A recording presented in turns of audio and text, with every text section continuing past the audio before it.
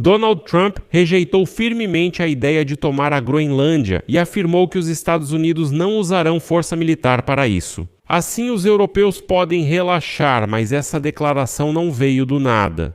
Primeiro surgiram informações de dentro da Casa Branca de que nem todos os conselheiros de Donald Trump apoiaram a ideia de tomar a Groenlândia, já que a esmagadora maioria dos americanos se manifestou contra essa ideia, porque esse passo destruiria completamente as estruturas da OTAN.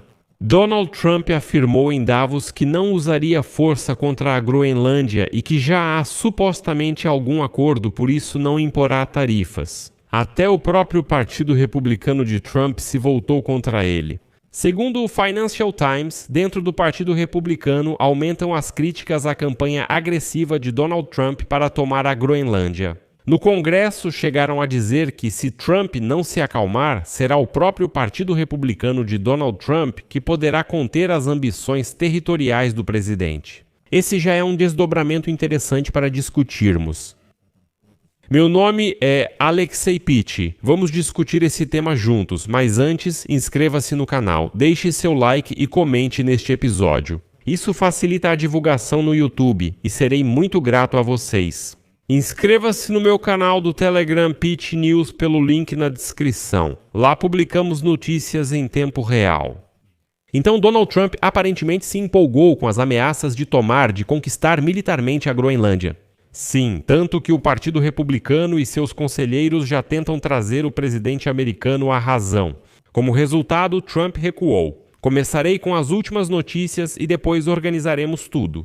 Primeiro, trarei uma longa citação de Donald Trump sem comentários. Trump, no Fórum Econômico Mundial em Davos, declarou: "Eu respeito o povo da Dinamarca e da Groenlândia. Cada aliado da OTAN deve proteger seu território, mas só os EUA podem defender a Groenlândia." Quando na Segunda Guerra Mundial a Dinamarca caiu diante da Alemanha em apenas 6 horas, ela não pôde proteger nem a si mesma, nem a Groenlândia. E então os Estados Unidos da América foram obrigados a enviar tropas para manter a Groenlândia sob controle. Fizemos isso, a Dinamarca sabe, e após a guerra devolvemos a Groenlândia, o que foi tolice, mas agora a Dinamarca é ingrata. Na época, a Groenlândia não era tão importante quanto hoje.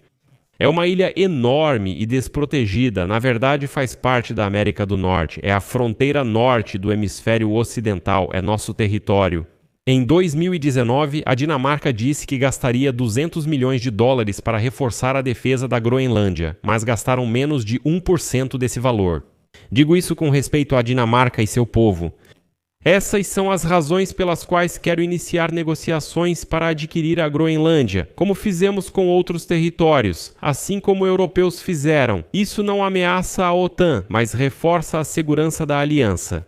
A OTAN está sendo desonesta com os Estados Unidos. Damos muito e recebemos pouco. Vladimir Putin certa vez me disse: "Não posso acreditar que você resolveu a questão entre a Armênia e o Azerbaijão. Eu não consegui resolver isso em 10 anos. Não pomial." Respondi: "Faça um favor, resolva sua guerra e não se preocupe com aquela." O que os Estados Unidos ganham com tanto esforço e dinheiro, além de mortes, destruição e recursos concentrados em poucos? Eles não valorizam o que fazemos, Estou falando da OTAN, da Europa, eles é que deveriam trabalhar pela Ucrânia. Não, estamos muito longe. Há um grande oceano entre nós. Isso realmente não nos diz respeito. Não devo, não quero e não vou usar força contra a Groenlândia. Protegemos a Europa da União Soviética e da Rússia, e o que ganhamos? Só peço a Groenlândia com título e posse. Porque é preciso possuir para proteger, não se protege alugando, isso é impossível juridicamente e psicologicamente. Quem vai querer proteger por meio de contrato de licença ou aluguel? É um grande bloco de gelo no oceano. Se houver guerra, muitos combates ocorrerão ali e mísseis cruzarão seu centro. Esse é um pedido muito pequeno comparado ao que fizemos por eles durante muitas décadas. Queremos um pedaço de terra em troca da proteção do mundo. Eles têm uma escolha. Eles, ou seja, os europeus, podem dizer sim e nós ficaremos muito gratos, ou podem dizer não e nós vamos lembrar disso. Queremos construir nessa terra a maior cúpula dourada. Refiro-me ao sistema de defesa antimísseis, que por enquanto existe apenas no papel. Ele vai proteger o Canadá. Os canadenses, aliás, também deveriam ser gratos, mas eles não são. Lembro que o Canadá depende dos Estados Unidos da América. Lembre-se disso, Mark Carney, primeiro-ministro, antes de fazer a próxima declaração. Bibi Netanyahu, cúpula dourada, lembro que isso é nosso bastião, lembre-se, essa é uma retórica agressiva. Ainda assim, o ímpeto de Trump diminuiu. Ao menos ele não quer mais conquistar a Groenlândia militarmente. Fica a pergunta, o que influenciou a retórica do Trump? Aqui começa o mais interessante. E isso é o que ainda dá a esperança de que no Zelewa ainda existe influência sobre o Donald Trump. Embora hoje ele tenha se chamado de ditador, Trump diz, sim, eu sou um ditador, mas às vezes é preciso um ditador para colocar ordem com mão firme. Isso lembra alguém. Então, como escreve o Financial Times, dentro do Partido Republicano começaram a se ouvir vozes cada vez mais fortes contra a campanha agressiva de Donald Trump voltada para a tomada da Groenlândia. O Congresso pode limitar as ambições territoriais do presidente dos Iowa, principalmente por legisladores que não pretendem se reeleger em novembro e, portanto, não se importam tanto. E um deles é um membro da Câmara dos Representantes. Don Bacon, do estado de Nebraska, chamou a abordagem do presidente em relação à Groenlândia de completa tolice. Em seguida, ele foi citado dizendo que uma invasão à ilha colocaria fim à presidência dele, pois seria um crime digno de impeachment. A maioria dos republicanos no Congresso, mesmo silenciosa, está pronta para bloquear ações militares. A maioria dos republicanos sabe que isso é imoral e errado, e nós vamos nos opor a isso. Ao mesmo tempo, o senador republicano Tom Tilley, que não buscará a reeleição, afirmou tentar uma desescalada em relação à Groenlândia. Pediu a Donald Trump para evitar deixar os mercados nervosos com suas ações. Republicanos no Congresso disseram esperar na próxima semana a aprovação de uma resolução que impedirá o presidente do Iowa de enviar tropas para países da OTAN, incluindo Groenlândia, sem aval do Congresso. A resolução foi apresentada na semana passada pela senadora republicana do Alasca, Lisa Murkowski, e pela democrata de New Hampshire, Jean Shaheen. Deputados dos dois partidos também apresentaram um projeto de lei semelhante na Câmara, portanto, já existe nas duas casas. E como declarou o senador republicano Rand Paul, abre aspas, até mesmo os falcões mais ativos da nossa bancada disseram que não vão apoiar isso. A CNN afirma que nem todos os conselheiros de Donald Trump apoiam ações militares sobre a Groenlândia.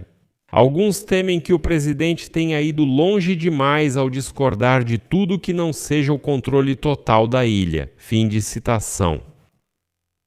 Apesar de Donald Trump intensificar sua retórica e não descartar anexar a Groenlândia militarmente, algumas autoridades permanecem cautelosas. Um conselheiro de Trump afirmou que não pretendem tornar a Groenlândia um estado separado. Não queremos torná-la um estado, mas se queremos formar uma aliança com ela, sem dúvida, disse o conselheiro. Entre muitos conselheiros de Trump, a opção preferida é impor tarifas como uma alavanca de negociação para arrancar mais concessões dos europeus. E então resolver tudo no estilo do livro A Arte da Negociação. Bem, a arte dos acordos. A ideia é que Trump acabe conseguindo mais controle sobre a ilha, dividindo a segurança com a Europa e ampliando a participação europeia na defesa da Groenlândia contra russos e chineses. Trump espera que a Dinamarca amplie o acordo para a presença militar dos Ipriniwa na ilha, adiando por enquanto a disputa pela Groenlândia. Além disso, já no final do dia, Trump declarou que, supostamente, vou citar, nós formamos a base para um futuro acordo sobre a Groenlândia. Com base nesse entendimento, não vou impor tarifas contra os países da UE que deveriam entrar em vigor em 1º de fevereiro. Então, pelo que entendi, o que pesou para Donald Trump foi que os republicanos não apoiaram sua ideia de tomar a Groenlândia e o colocaram em seu lugar. E o que você acha que influenciou Trump? Escreva sobre isso nos comentários, aqui vou colocar reticências, sua opinião, suas conclusões, escreva nos comentários deste episódio. Inscreva-se no canal, ative o sininho e não se esqueça de deixar um like. Se você quiser apoiar o trabalho deste canal no YouTube, pode fazer isso com qualquer doação ou assinatura paga pelos links e dados na descrição deste vídeo, assim como pelo QR Code na sua tela. Agradeço qualquer apoio, por hoje é só. Cuidem-se, até mais.